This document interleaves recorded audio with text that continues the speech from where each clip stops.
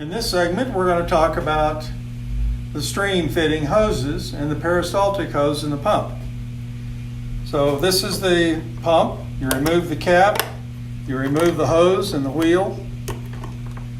You're simply going to remove these fittings or loosen them up and take the hose out. The system comes with a spare peristaltic hose. Now these hoses are very durable. They'll last many hundreds of hours. We've seen very few failures of these hoses in the field. Even for people that are operating these systems 20 to 21 hours a day on a continuous basis.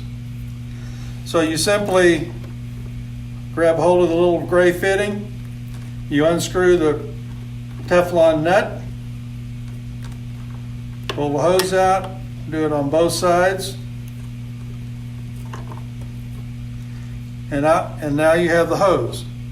Now you'll note that the hose has tie wraps on the end to secure them to these little gray fittings. So the new hose comes with tie wraps, both a blue one and a white one.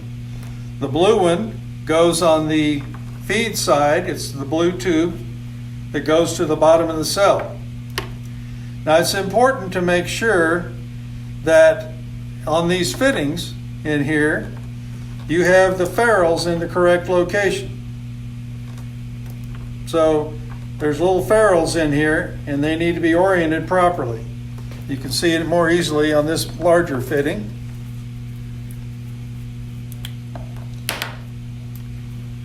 You'll note that there are two pieces. There's the backup piece here, and you can see there's two parts that has a taper point and a flange on it, and then the taper on the larger one goes this way. So these two parts have to be on the fitting.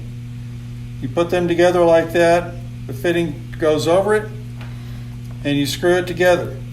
But you make sure that those two fittings, collars or ferrules, are on the tubing appropriately, and that includes on these connections here. So when you're ready to put it back together, you simply screw things back together with the new hose. You put a tie wrap on it, secure the tie wrap as tight as you can.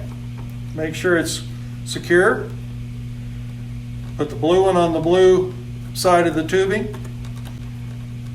But you have to make sure that the blue is to the right, coming out, going toward the bottom of the cell. So you put the wheel in the tubing, you put the wheel back in the pump on the shaft, put the hoses back in the slots, put the cap back on.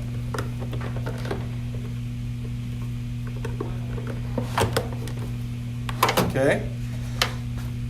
And so on the other fittings, again, you make sure the ferrules are on correctly.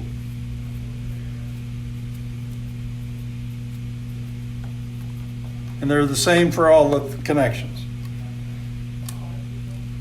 It's a two-part ferrule. Short one goes this way with the tapered into the ferrule, into the nut, and the longer one with the flange on the back goes toward the fitting that you're screwing it into.